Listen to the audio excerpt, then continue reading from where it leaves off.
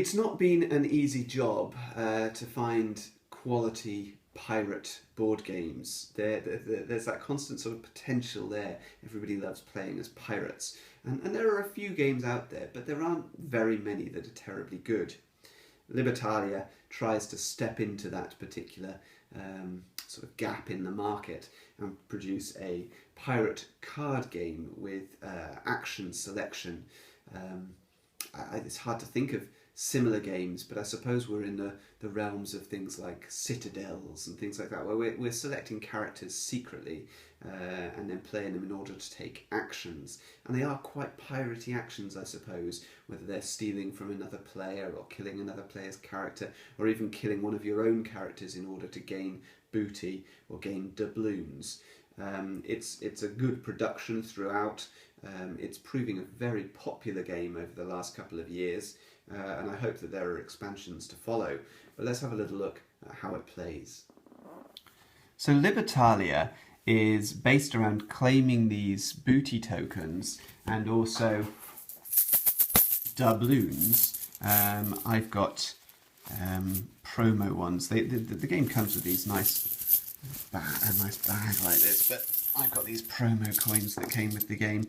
These are lovely, fantastic, nice metal coins. But even the basic coins from the game as you buy it in the shop are nice, thick tokens, and they're nicely illustrated, sort of piratey coins. And so the game is about gathering those, and those get transferred to points each round. So if at the end of the first sort of round, which is essentially a whole game of the game, I got 20 points, then I would come up to here, and then I'd reset back down to my starting money of 10 coins, and so the other players would go up as well, you know, and then we play 3 rounds of the game and see what we've gathered over the whole thing. But essentially you play 3 games, and then the total points from those 3 games gives you your winning total. But the way that we gain this booty and these doubloons is by using these characters from our deck here, and we have numbers 1 to 30. They all have different characters on them. Everybody has the same deck. Okay, and at the start of each round, 9 of these characters will be chosen, and each player will have the same 9 characters in their hands. So we've all got an identical starting hand. And then we use these characters in a simultaneous character action selection. So say I chose the gunner, so that was my choice. I would play him face down on the board here. And the yellow player, he chooses the Spanish governor, so he places him face down on the board there. And then the blue player, he's chosen the mutineer, so he places him face down on the board there. We all reveal the cards together. And this is a game for 2 to 6 players, but I'm showing you with 3 players here. So reveal all the cards. Now, number 13 is the lowest, and then number 15, and then number 30. And so these are laid out in this way. We then look at the cards, and some cards will have, well, they'll all have different actions on them, but they have different symbols. So this is the daytime actions. These happen first, and so they happen in increasing order. So starting with number 13, we look for a daytime action. He hasn't got one, he's only got a nighttime action. So number 15's action will go off first. So his action says pay 3 doubloons, so I lose 3 money, but I get to discard a character of my choice from any den. So anybody's previously played characters which are still sitting in front of them, I can kill them, I can remove them from the game, and that will, if they're sitting there providing that player with a benefit, they're going to lose that benefit. So that happens first. Then this player, he gets to discard all of his characters from his den. So you're going to use the Spanish governor if you've got characters in front of you that are actually doing you more harm than good. And there are plenty of characters that do that. They give you an initial positive benefit, but then they sit in front of you, giving you a negative benefit each round. So the Spanish governor is going to round them up and get rid of them from the game. We then have a sequence called Dusk, where other actions take place. Some characters have an action that happens at dusk. This character, for example, has a dusk symbol on him. It says, don't take any booty tiles. The reason it says that is because in dusk, everybody gets to take a selection of booty tiles, and this happens in decreasing order. So the Spanish governor would go first because he's got the highest number, and he gets to choose one of these tokens. Some of these tokens are positive, some are negative, this being the worst, that's -3 money. But then something like this one over here, that's +5 money. Others have different abilities. This one is 3 money. A barrel is 1 money. This one means that when the character comes back to me, he's removed from the game, he's killed by this Spanish officer, rather than coming back to me and providing any benefits. Treasure maps are 0. They give me no money, but if I have 3 of them, then I get 12 money. So they're really beneficial, but you have to claim 3 of them. And then there's these sabers. These let you kill off a card sitting in front of another player in a similar way to I mentioned with the gunner. So if you take a saber. But in your initial round, you've only got a choice of these 3 or as many as there are players. So we're playing a 3-player game. So I would get to choose one of these 3 as the Spanish governor. Say I chose the treasure map and then the... But if I say I didn't want to discard all the characters from my den, as it says on here, then I would take the Spanish governor, because that allows me to... the Spanish officer, rather, because that allows me to kill the Spanish governor. Actually, no, no, I've misinformed you there, because this daytime action takes place before that. So the daytime action has already happened. He's already discarded all characters. So I would probably take the treasure map and then try and build up a selection of treasure maps. But that's the sort of thinking that goes on in the game. If I take this, that gets rid of this, which prevents me getting the negative aspects of this, although I've already gained the positive of this. You know, it's that sort of level of thinking that goes on. The next player might choose to take the Spanish governor, and the final player's left with the curse, which isn't much good to him. You know, it's going to cause him -3 points at the end of the round.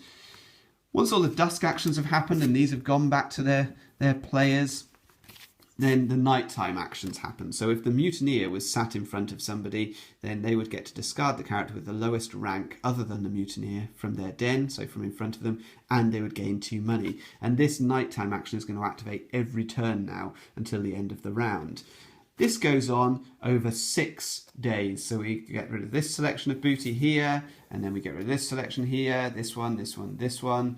You know, so we go through 6 little mini rounds, and then at the end of that, there is a day of rest, and certain cards will have actions that happen on the day of rest. So for example, this first mate here, gain 1 doubloon for each character that you still have in your den. That's the day of rest action. So that just happens at the end of the round.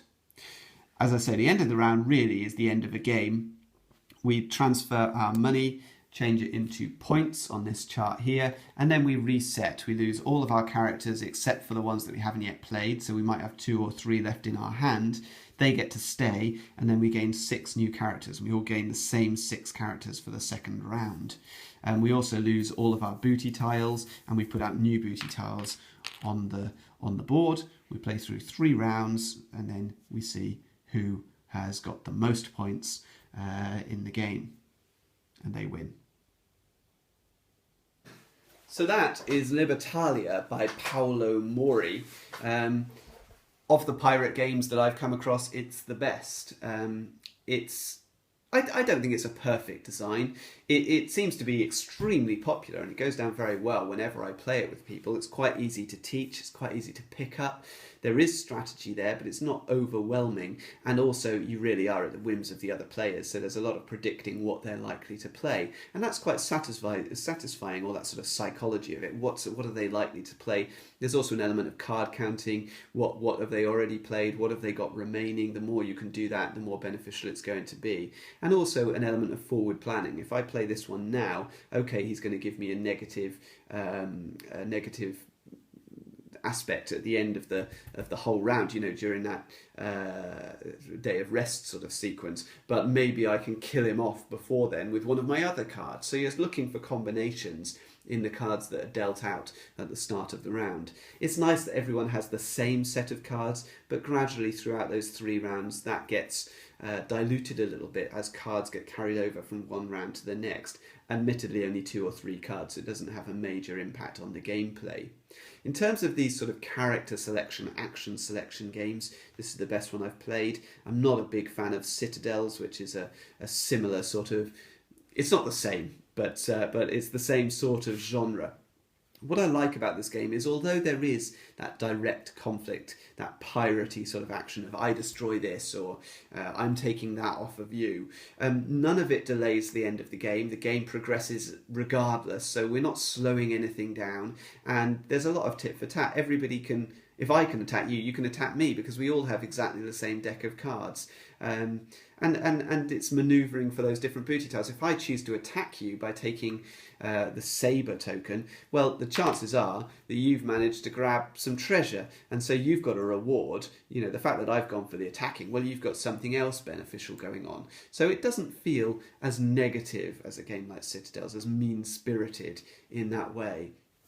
I think the biggest flaw in the game for me is that thing of you play a round, you reset, and you play another round, you reset, and you play another round. So you don't get that sense of progression. You don't get to keep your money from one round to the next. You don't get to keep your booty from one round to the next. So you don't get the feeling of long-term strategizing. You don't get to gradually build up, which prevents the, you know, rich gets richer thing that happens in a lot of games. But it does also feel like you're just playing 3 separate games in a row to sort of pad out a whole gaming experience. That's not a huge negative. A lot of games do that, and this one does at least allow you to carry a couple of cards through from one round to the next. So there is that element, that slight element of progression there. All in all, a quality game, crying out for an expansion. You know, this is a fairly new game now, a couple of years old. Really, it's about time we had some new characters. Not that it needs it, there's loads of variety in there, but there are so many opportunities for this game. It's such a great game engine to build on. Add in more characters. We've got all those different stages, the day, the dusk, the night, the end of round, where different actions can come into play. You know, there could be numerous different combinations that could come up in that. I think it's ripe for an expansion. I think the player base is there, the popularity is there, so I would like to see a lot more of Libertalia. Fantastic game.